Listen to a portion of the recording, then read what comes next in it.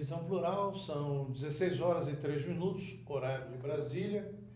No programa de hoje nós vamos abordar educação. Esse tema que está na ordem do dia, apesar das greves de professores no Paraná, que apanharam muito da polícia, e também da greve em São Paulo, que o governador ligado ao Opus Dei diz que não existe, mas já está há mais de 50 dias ocorrendo, por falta de diálogo e falta de democracia. Bem, para falar sobre educação, estamos aqui com o Clécio Oliveira, que é coordenador do projeto Educa Brasil. Vamos ver o que é o projeto Educa Brasil dentro de uma pátria que quer ser uma pátria educadora. Boa tarde, Clécio, tudo bom? Boa tarde, Patrício, tudo bem e você? Tudo bem. O que é o projeto Educa Brasil? Bom, o projeto Educa Brasil nasceu uma iniciativa da Editora do Brasil, que é uma editora que está há mais de 70 anos no mercado nacional, né? Uma das, acho que talvez a única 100% de capital nacional, 100% brasileira, dedicada à produção de material didático. O que acontece, não sei se todo mundo sabe, mas nós temos no Brasil o maior ou o segundo maior, não tô muito certo, por conta da comparação com o mercado chinês, mercado de livros didáticos do mundo, comprador de livros didáticos do mundo, por conta do governo. Exatamente, maior comprador do mundo. De novo, até a última estatística que eu vi de 2008 era o maior do mundo, talvez. Se não fosse o governo, as editoras não quebravam. Acredito que não existiria, o mercado seria diferente, né? Existem editoras mais voltadas para o mercado privado, mais voltado ao mercado público. Acontece que o mercado público dá escala para as editoras, né, para a produção. Então dilui os custos, etc. E tal. Mas o que é importante? O importante é que a FNDE, que é o órgão ligado ao MEC que organiza e faz a compra e distribuição desses livros, é o maior comprador do Brasil. Só que o que acontece? Existe uma relação comercial das editoras com o FNDE, que compram, a gente desenvolve. O processo é o seguinte: o FNDE, o MEC lança um edital.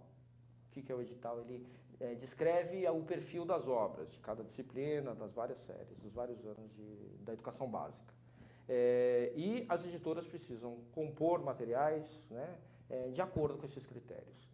Depois inscrevem esses livros são aprovados ou rejeitados pelo MEC, e se aprovados, eles passam por uma lista de livros aprovados e as escolas elegem os que mais interessam, o FNDE compra e distribui. Esse processo dura quanto tempo, mais ou menos? Esse processo, um edital, por exemplo, agora, esse ano, a gente acabou de receber o edital para 2017. Né? A cada ano é contemplado um nível de ensino. Em 2017 será contemplado o ensino fundamental 2, de 6º ao 9º ano. Né? A partir do edital lançado, as editoras têm um prazo para escrever as obras. Essas obras são escritas no ano do edital. No ano seguinte, a avaliação, né? Ou seja, no período de 2017, o edital sai em 2015, a inscrição acontece em 2015. Em 2016 sai a avaliação das aprovadas ou rejeitadas. E em 2017 o FNDE faz a distribuição entre os alunos.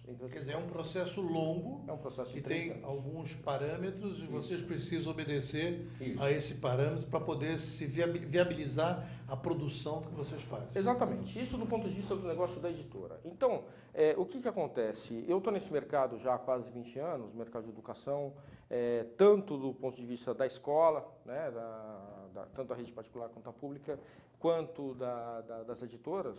Já passei por algumas editoras, então conheço bem como funciona esse mercado. Então, o que acontece? Nós nos deparamos com a seguinte situação.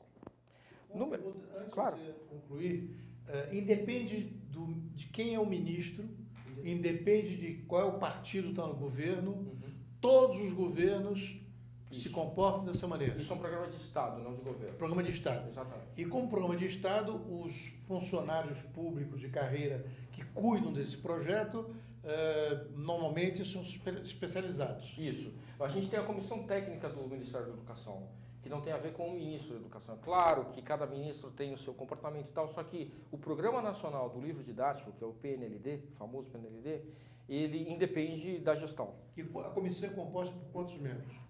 Eu não sei te precisar o número de membros, só que é uma comissão móvel que avalia essas obras e geralmente estão ligadas às universidades federais. Não de um estado, um ano é de Minas Gerais, outro ano é de Pernambuco, outro ano é de Rio Grande do Sul, enfim, justamente para garantir a idoneidade dessa comissão. Idoneidade e dar também uma visão de mundo nacional. Isso mesmo, isso mesmo. Então, desculpe que eu te interrompi, não, porque claro. eu achava que tinha que esclarecer isso. Bem, não, e você estava começando a dizer... Isso. Então, quando a gente pensa no mercado editorial, né, no mercado editorial para livros didáticos, para material didático, para educação, você pensa, por exemplo, quando eu estou falando do mercado privado, das escolas particulares, quem que é meu cliente? É a escola particular, certo? Então, a escola particular, eu preciso convencê-la, né, a adotar as minhas obras. Eu preciso mostrar a qualidade do meu serviço, do meu produto. No mercado público, isso é diferente.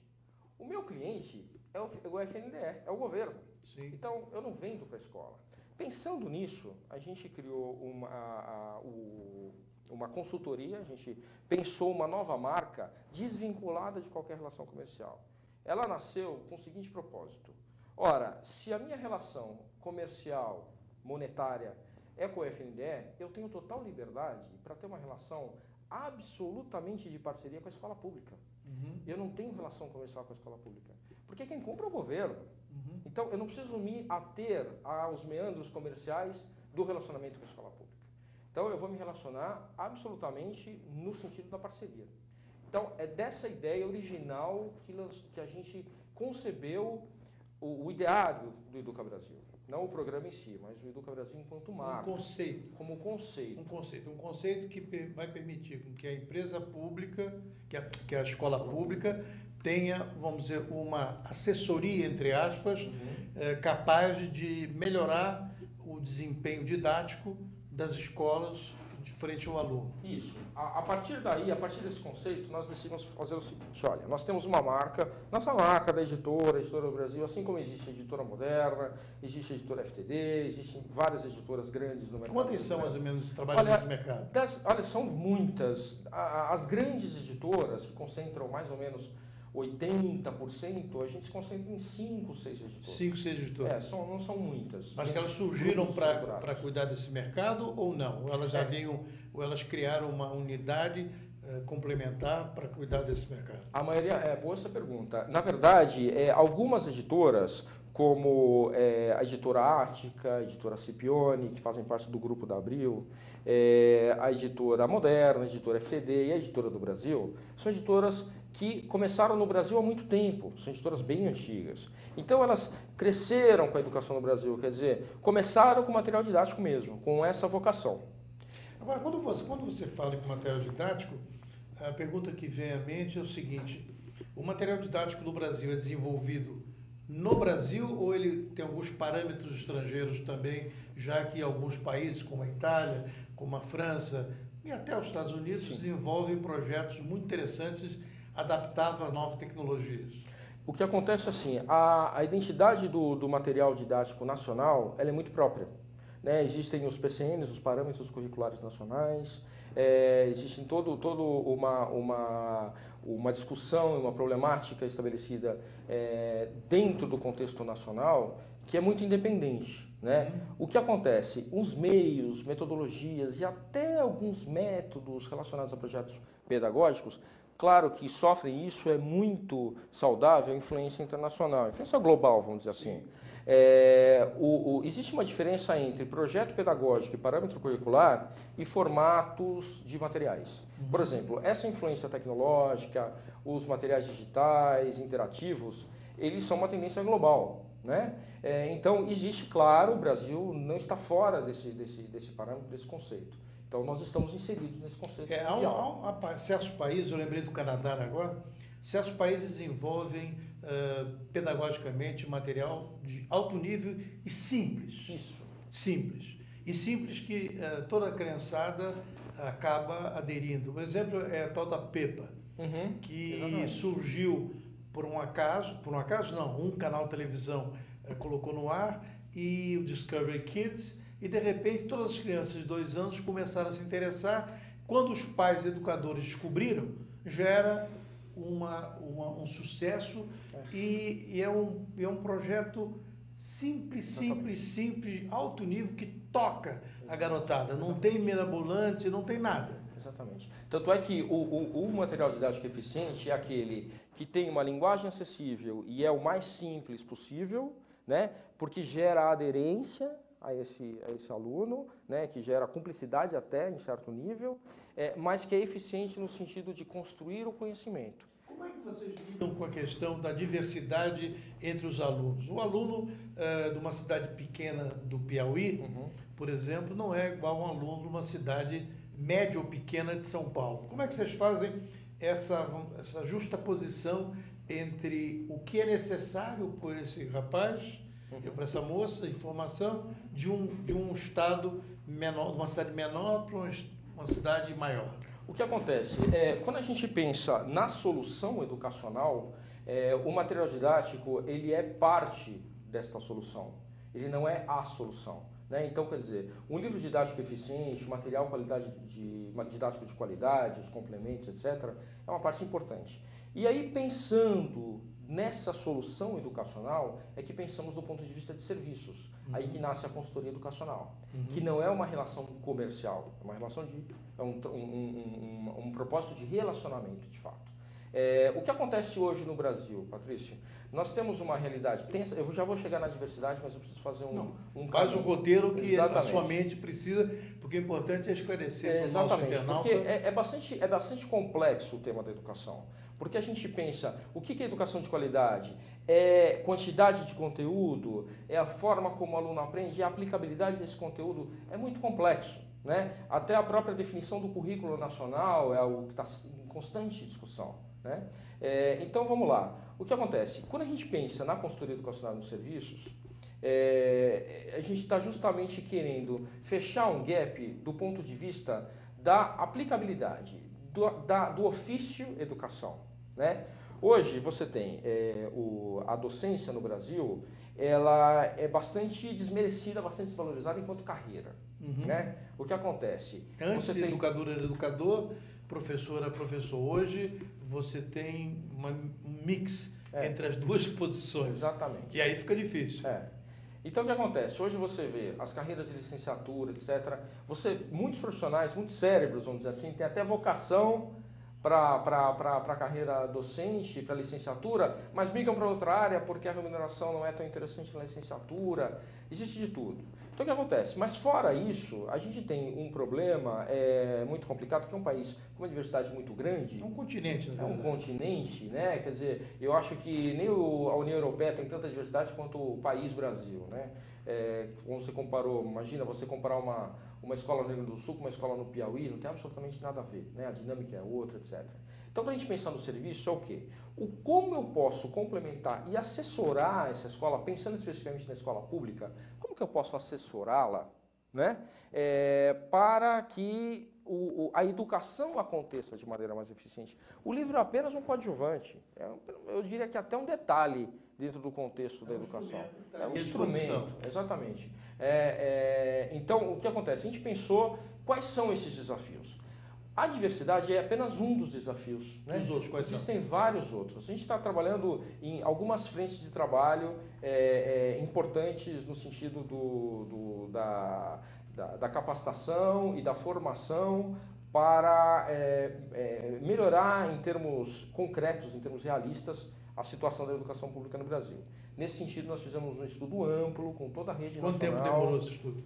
Olha, esse estudo, na verdade, a gente tem fontes primárias e secundárias. Né? É um estudo que já tem quase 5 anos de trabalho aí e alguns pilotos que foram implementados ao longo do caminho. Nós temos, como experiência acumulada, quase um século. Por quê? Porque temos parceiros em cada uma das frentes. Então, nós temos parceiros especialistas que se dedicam a essas áreas e já aplicaram soluções na rede pública, ou seja, já trabalharam com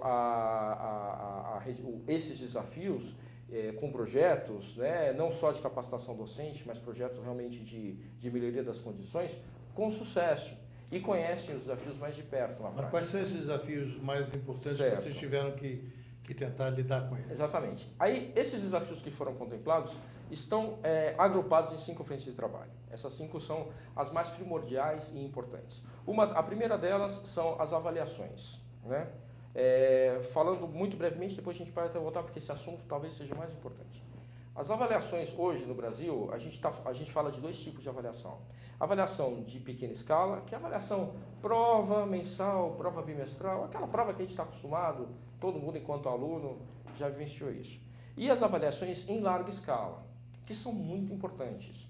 E o Brasil implementou isso ao longo da última década de uma forma bastante, inclusive, eficiente. A mais famosa na educação básica é a Prova Brasil. Muito se fala do Enem. Uhum. Por quê? Porque o Enem gera resultado, né? Então, o aluno precisa de um desempenho bom no Enem para entrar na faculdade, como vestibular, né? Agora, a Prova Brasil não tem esse balizador. O aluno, se ele foi bem ou se ele foi mal, para ele, né, enquanto indivíduo, pouco importa. Uhum. Mas para a escola, sim. Então, as escolas são medidas pelo desempenho na Prova Brasil, por exemplo, que é uma avaliação em larga escala.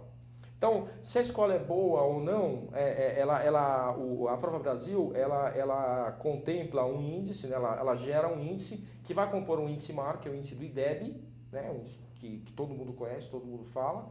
Nas escolas públicas, a participação na Prova Brasil é compulsória, nas particulares é opcional. Essa é a Prova Brasil que dá o grande desempenho de algumas escolas de periferia, de lugares pobres, que de repente surpreendem e a grande imprensa não sabe. Exatamente. E que descobre que tem uma professora muito boa lá em Cabarbró do Rocha e que é uma pessoa sensacional, que está aplicando novos métodos, que tem um envolvimento com o aluno maravilhoso, e aí os alunos são excelentes. Exatamente. Aí a gente chegou, essas histórias inspiradoras geraram a seguinte pergunta.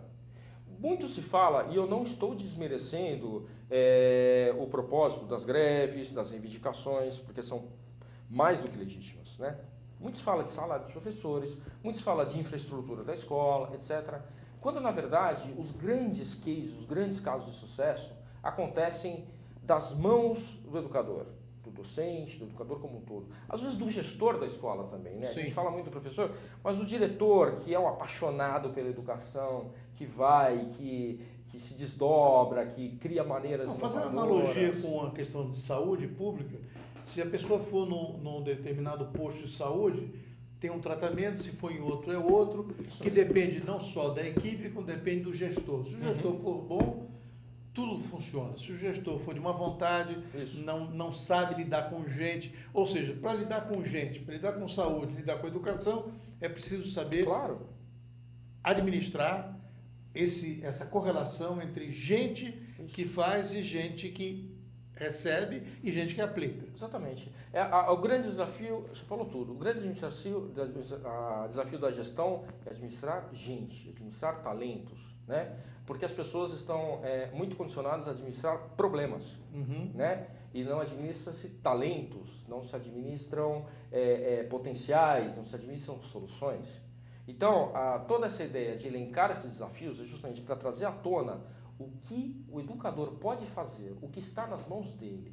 Então, a gente diferencia quem faz a gestão da educação no sentido político, no sentido de administração institucional, pública, talvez, institucional, de quem faz a educação de fato, né? Então, quer dizer, o que está nas mãos da escola, né? Eu não falo só do docente, é do diretor, é o coordenador, é o auxiliar de ensino, exatamente, é o coordenador, a equipe técnica da Secretaria de Educação, né? O secretário de Educação. O que acontece? Muitos desses cargos são ocupados por não educadores, né? Isso eu não estou fazendo uma crítica, né? O que acontece? A gente precisa também capacitar os não educadores para gerir a educação. Eu não tenho a menor dúvida de que não tem um município no Brasil que não queira melhorar o índice do IDEB. Eu não tenho a menor dúvida. Todos queremos, todos querem. Por quê? Não é só pelo amor à educação. Claro que é o que move a gente. Mas quando a gente fala de um gestor de um município, de um prefeito de um município, é hoje uma das principais moedas políticas que ele tem na mão, certo? Então, quer dizer, e não tem nenhum demérito nisso, não há nada errado nisso. Quer dizer, melhorar a educação para ganhar voto, nossa, Quem dera todos pensassem assim. O problema político é que não é que a política seja malévola. Exatamente. É que se a política gera benefício para a coletividade, perfeito. Que é como deveria ser. ser. Se ela só gera benefício para o bolso do político, é um outro problema. Exatamente. Não tem nada a ver com política. Exatamente, é isso mesmo. Então o que acontece? A gente vê que existe o desejo de dar certo é geral. Só que não existe comunicação e não existe cooperação. O que eu quero dizer com isso? O gestor, vamos pensar na escola. O que acontece? A escola, eu tenho a gestão da educação que acontece no seguinte nível. O gestor, ele também não tem a cooperação da equipe dele porque ele não obteve a autoridade sobre a equipe. Ele não obteve aquela aderência que ele precisa ter da equipe para trabalhar de forma orgânica em prol do sucesso, em prol da melhoria. E do ponto de vista da secretaria, a gente até se depara com vários municípios brasileiros que sobram verbas de capacitação docente. Ou seja, não falta dinheiro. Né? Falta aplicação correta do dinheiro e preparo do pessoal. E planejamento, exatamente. Bem, vamos fazer um pequeno intervalo, são 16 horas e 25 minutos. Nós estamos conversando com o Clécio Oliveira, que é coordenador do projeto Educa Brasil, que nós estamos, ao mesmo tempo, penetrando em algumas peculiaridades do setor educacional. Na volta, ele vai esmiuçar um pouquinho mais do que se trata, como se faz e falar um pouco da educação, não como está nos jornais, nem na internet, nem na televisão. Falar de educação lá na escola. Como é que ela pode ser melhorada através da gestão, através da compatibilização entre pais, alunos e gestores. Voltamos já com Visão Plural.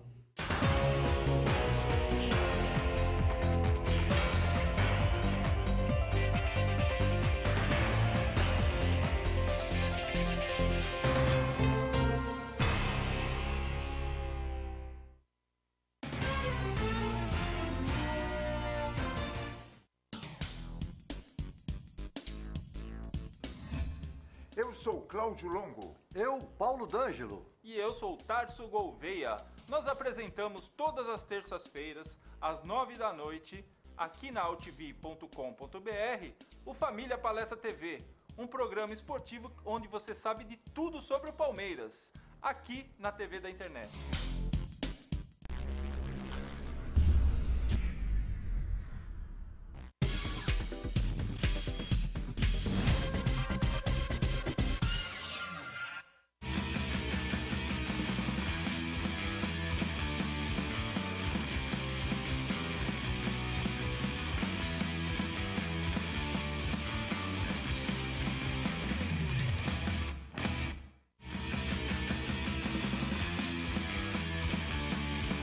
Olá, eu sou João Carlos Boldan e apresento aqui na AltV toda segunda-feira, a partir das 14 horas, o programa Saúdes, com o apoio da Quantum Bio. Falamos das medicinas ancestrais, como a acupuntura, que é a minha especialidade, mas também de medicina quântica, biorressonância, biofísica, para a qualidade de vida e saúde. Venha com a gente toda segunda, às 14 horas, aqui na AltV.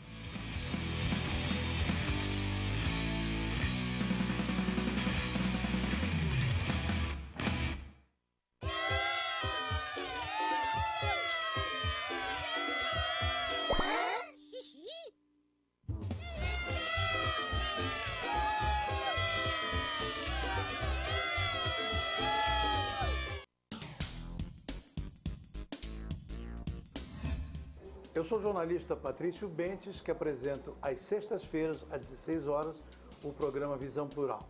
Um programa que não aborda assuntos que todas as televisões falam.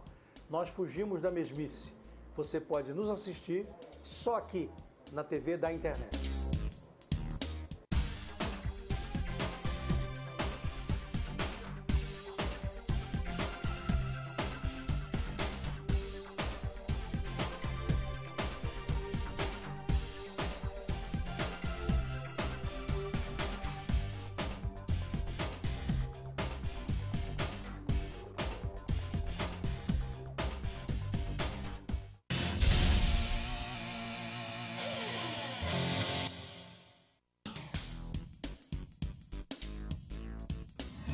Sim, meus amigos, muito prazer, sou Sérgio Oliveira e estou aqui para lembrar vocês que toda segunda-feira, 9 horas da noite, eu estou aqui na TV da internet com o Futebol Alternativo TV. Sim, Série D, Série C, Copas Estaduais, as divisões de acesso, tudo aquilo que nenhum outro programa esportivo fala, tem a coragem, a capacidade de falar, nós falamos aqui na TV. Toda segunda, 9 horas da noite, só aqui na TV da internet.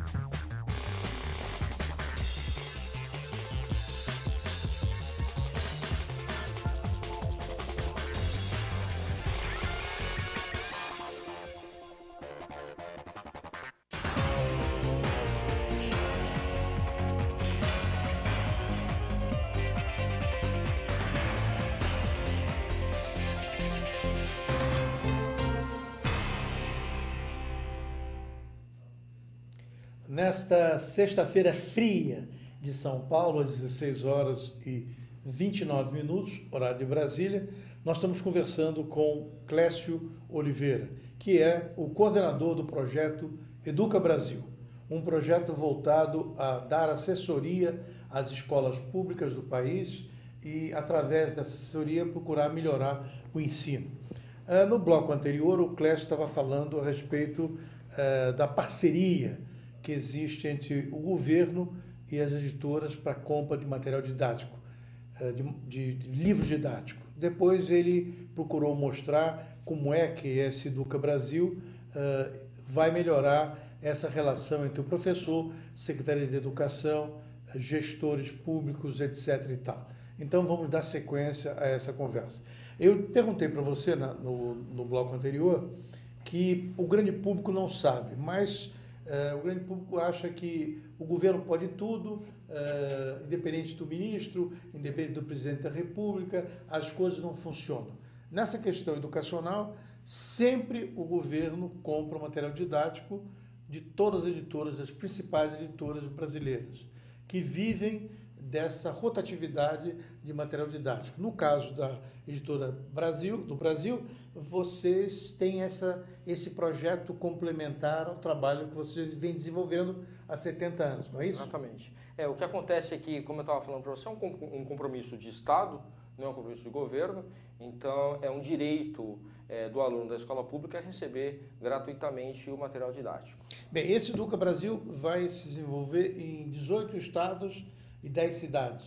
Na verdade, a gente está fazendo o lançamento em 18 localidades do Brasil, né, em termos de eventos, mesmo de lançamento, para que os gestores, professores, secretarias conheçam o programa em detalhe, possam ter a oportunidade de aderir a esse programa, mas independentemente dessas localidades, é possível estar no Brasil inteiro, né? Mas independente dessas localidades, nós temos um portal de acesso e um canal de comunicação direto em que qualquer gestor ou escola pública pode entrar em contato, conhecer mais o projeto e solicitar adesão.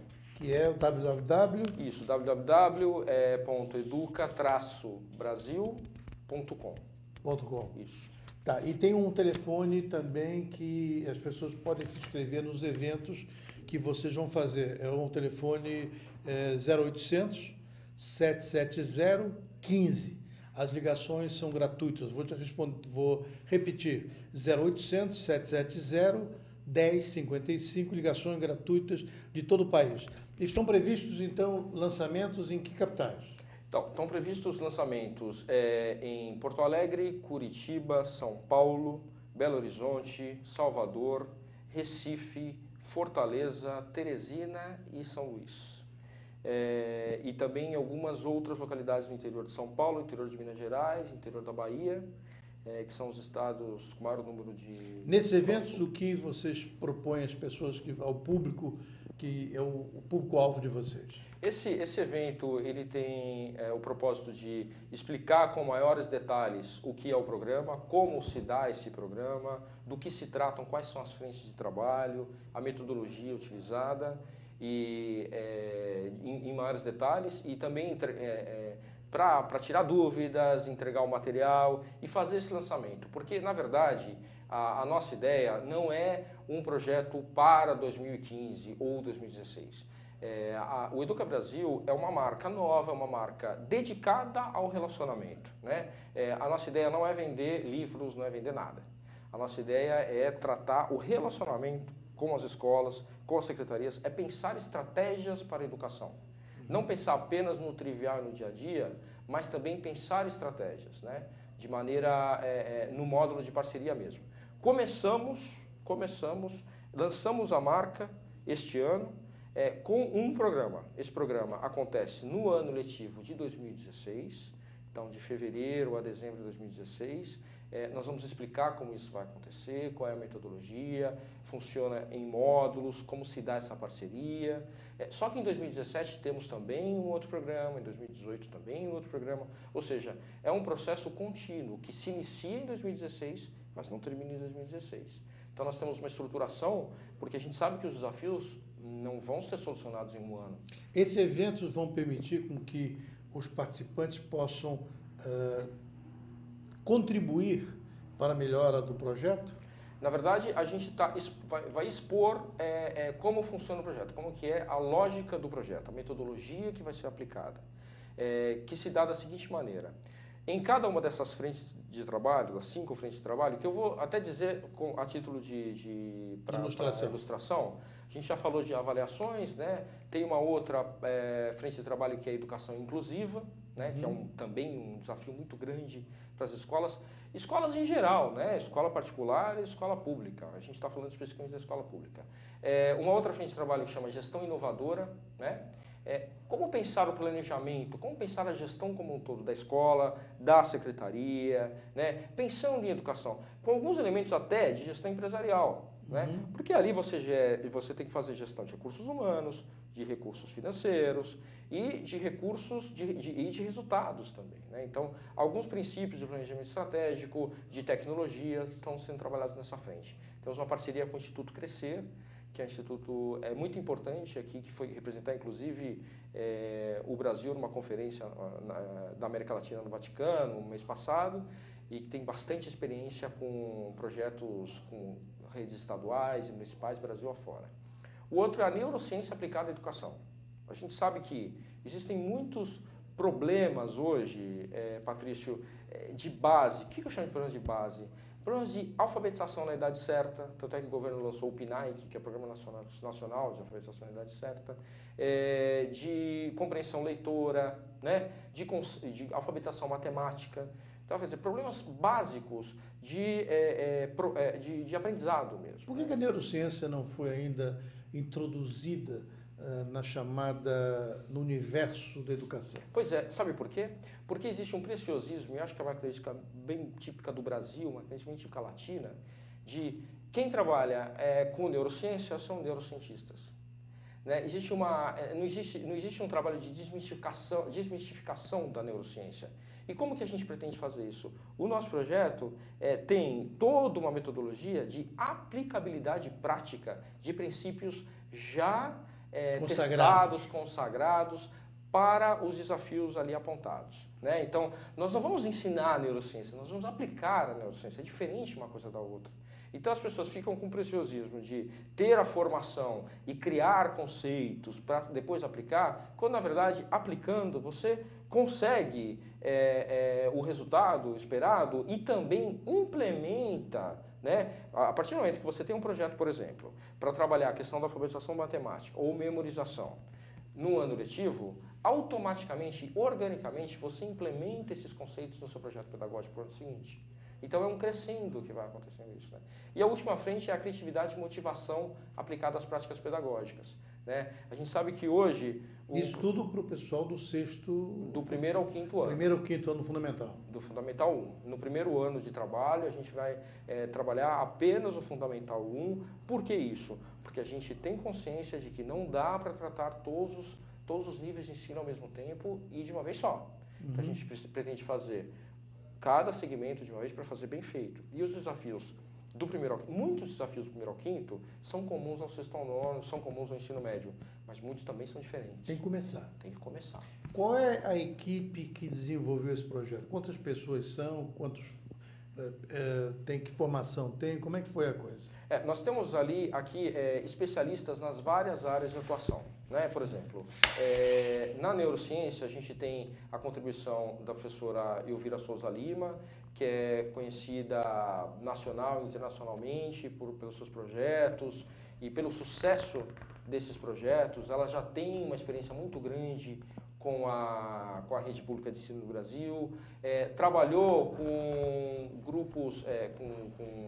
Vou facilitar a sua vida, eu vou falar do profissional. Estou aqui com um livro que fala do projeto Educa Brasil. E eu vou aqui achar. Tem a Érica Catalani. A Érica Catalani é especialista tem mais de 25 anos de experiência com a rede, especialista em avaliações e essa conexão da avaliação interna com a avaliação externa. Tem o Osimar Munhoz Alavares. Isso, que é o parceiro da Érica nesse projeto, também especialista nessa área. Tem a Marta Gil. Marta Gil, socióloga, também muito experiente, assim, talvez uma das sociólogas mais experientes com a questão da inclusão. Tem a Liliane Garcês. Isso, que trabalha com a Marta Gil. A Rita Santana. A Rita Santana, que é uma autora da casa, inclusive, da Editora do Brasil. Tem a Luciana Alan. A Luciana Alan é a diretora, a presidente do Instituto Crescer, né, que trabalha com gestão inovadora, que também tem um portfólio aí de casos de sucesso. Tem Elvira de Souza Lima. Que é a que eu falei sobre neurociência, né? Tem Elaine Lake. Elaine Lake isso. A Elaine Lake está coordenando o projeto comigo, é da casa, da editora do Brasil, a coordenadora pedagógica, e também tem muita experiência com essa parte de motivação dos docentes, etc. Quais são as ferramentas que vocês vão usar para poder fazer com que esse projeto tenha êxito? A base, a palavra-chave é aplicabilidade prática, Patrício. Né? Porque qualquer professor ou gestor educacional que esteja assistindo a gente vai entender o que eu vou falar agora. Ninguém aguenta mais blá blá blá, ninguém aguenta mais palestra, ninguém aguenta mais, sabe? Por quê? Porque a gente precisa de instrumentos práticos, aplicabilidade prática, consagrados, como você falou antes, e de ordem prática. Então, para cada desafio, quer dizer, cada frente de trabalho tem os seus desafios, certo? Então, para cada desafio, de acordo com a natureza desse desafio, nós temos as ferramentas adequadas. Essas ferramentas podem ser um curso de capacitação, podem ser projetos trabalhados dentro da realidade da escola. Nunca uma realidade de uma escola é igual a outra. Elas podem ser, os desafios são comuns, mas a realidade é outra. Né? Então, qual que é a nossa ideia? É de criar instrumentos em que, junto com a escola, criamos a solução específica para aquela escola. Né? Então, toda a metodologia, todo o processo está ligado a isso. Então, são projetos, são cursos de capacitação presenciais e à distância, são trabalhos de estudos de cooperação entre escolas. Na verdade, vocês vão mapear o problema de cada local que vocês tiverem e dentro desse mapeamento vocês vão dar soluções práticas para aqueles problemas descobertos. Isso, que pode ser um formato de projeto, um formato de um vídeo, um formato de um curso, um formato de uma discussão. E a gente tem a preocupação em trabalhar a capacitação não só do docente, não só do professor, mas também do gestor. Não adianta você entrar numa escola e fazer um curso com todos os docentes para trabalhar essa questão da gestão do tempo, trabalhar a questão das avaliações ou da neurociência. Você precisa envolver a gestão. E a gestão é a primeira com quem você tem que conversar. Porque você precisa legitimar a ação. Você precisa ter... a integração da equipe, ela só acontece quando a gestão está ciente e envolvida. Né? Porque, enquanto docentes de uma escola, é como os funcionários de uma empresa. Todos têm que estar no mesmo time, vestir aquela camisa. Tem que ser uma coisa coordenada, integrada. Qual é o desafio que vocês acham que vai ser o mais difícil para superar nas escolas? Olha, a mentalidade, vir uma pessoa de fora para palpitar na questão interna, como é que vai ser essa relação? Essa questão de vir uma pessoa de fora palpitar é algo que a gente já vive há muito tempo. Então, a gente já está bastante escolado nesse ponto. Então, a gente tem subterfúgios para isso. Trilhos não, métodos mesmo, tá? Então, a ideia não é palpitar, a ideia é envolvê-los para que eles encontrem a solução de acordo com a metodologia. É como se fosse uma consultoria numa empresa. A solução sempre vem da própria empresa. Mas você precisa de uma consultoria com métodos eficazes, etc., eficientes, que desperte essa solução entre os membros da empresa. Então, é a mesma prática aqui. O que eu acho que vai ser o maior desafio de todos é o maior desafio da escola. É a escola enquanto núcleo da comunidade escolar. Porque a escola é uma entidade, uma instituição, só que a comunidade escolar, ela perpassa as paredes, os muros da escola. Então, hoje, o problema da educação, ele não se restringe à sala de aula. Está na família, está na estruturação ou desestruturação da família, né? Está dentro do ambiente geral da sociedade, o contexto tecnológico, o contexto de acesso a conteúdos do aluno, quer dizer, é tão complexo que a escola ela acaba catalisando tudo isso e acaba sendo o ponto focal. Ela é o segmento que sofre o efeito de todos os elementos da sociedade. Isso, e existe uma expectativa muito grande, porque hoje os pais acham que a escola tem que educar. Eles transferem para a escola a obrigação que era familiar. Exato. Quer dizer, hoje a gente ouve relatos de professores da escola pública que são agredidos, não é isso? E que você, por exemplo, por vezes, não é muito comum no Fundamental 1, mas no Fundamental 2 um pouco mais, o maior desafio não está em ensinar, em expor o conteúdo, está em fazer com que os alunos parem de usar o celular, por exemplo. Sim. Ou prestem atenção, ou respeitem, etc. Então, quer dizer, esses desafios são contundentes, são reais, mas eles são tão amplos e tão profundos ao mesmo tempo que é algo que perpassa a capacidade. Não é um ano de projeto que vai resolver. O que a gente quer criar são mecanismos, assim, atrair o interesse do aluno, ao mesmo tempo que eu tenho o engajamento da gestão e do docente, de maneira que todo o fluxo aconteça de maneira eficiente. O que eu quero dizer com isso?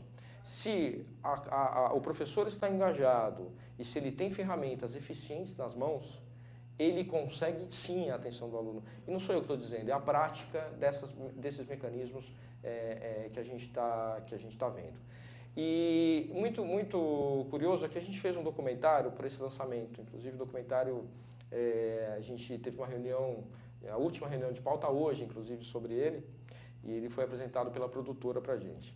E tinha um relato e a gente entrevistou professores no Brasil inteiro, trouxe relatos de cases de sucesso, como você estava falando no começo, e uma professora disse que o aluno chegou para ela e fez a seguinte pergunta: professora, eu posso te chamar de mãe? Por quê? Porque ele nunca tinha recebido aquele tipo de atenção e aquele tipo de afeto. Então, a função docente, a função do docente, é algo que é tão amplo e extrapola tanto a questão da educação formal que os desafios eles se proliferam. Quer dizer, uma coisa importante também da gente dizer é que a gente pensou no projeto de muito pé no chão. Mas vocês fizeram alguma, como é que eu diria, não é amostragem, vocês fizeram, vamos dizer, para gestar o projeto, escolheram algum local, alguma escola, para poder fazer assim, uma tentativa para que o formato dele ficasse adequado para a metodologia ser usada da maneira que vocês esperam? Sim, em cada uma das frentes de trabalho, para cada uma desses conjuntos de desafio, a gente se baseou em experiências, em casos de sucesso em várias regiões do Brasil, né? Inspiradas tanto no trabalho das especialistas que são dos especialistas nossos parceiros, tanto institutos quanto consultores, quanto também da nossa própria experiência. Quer dizer, a gente aplicou vários pilotos em cada uma dessas frentes de trabalho até chegar no formato ideal. Porque a metodologia é chave para o sucesso, né? De boas intenções, a gente não consegue resultado nenhum. Então, quer dizer, a gente tem que ter metodologia eficiente. Como é que se dará a chamada interação entre o projeto, a escola, a secretaria, porque são empresas públicas, né? São escolas públicas. Claro. Como é que vai se dar essa interação? Bom, por isso que eu falei anteriormente, que o relacionamento com a gestão é chave. Não adianta você querer fazer um trabalho com os docentes sem envolver a gestão da escola. A gente fala muito da escola, mas existe muito também um trabalho de municípios, de secretarias de educação e diretorias regionais de ensino que trabalham a questão da gestão como um todo naquela região ou naquela sub-região, né? Então, nesses casos em que a gente já mapeou isso, quais são as secretarias que trabalham com a unificação de projetos pedagógicos, então esse trabalho vai estar focado na secretaria. Sim, mas ele, para poder ter acesso ao projeto, vai ter que contratá-los. Contratar os nossos serviços? É. Não, os serviços não são contratados, os serviços estão disponíveis. São disponíveis? Sim, estão disponíveis. O que acontece? O nosso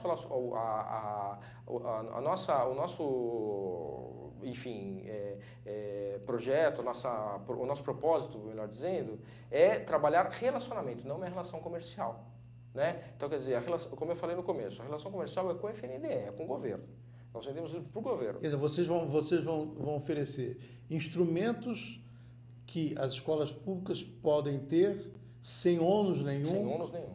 O Estado, o município, a cidade, a escola, nada.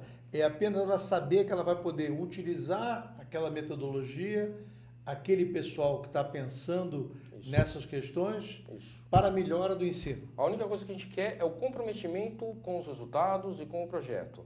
Nós temos módulos a serem aplicados, são 4 módulos ao longo de um ano letivo.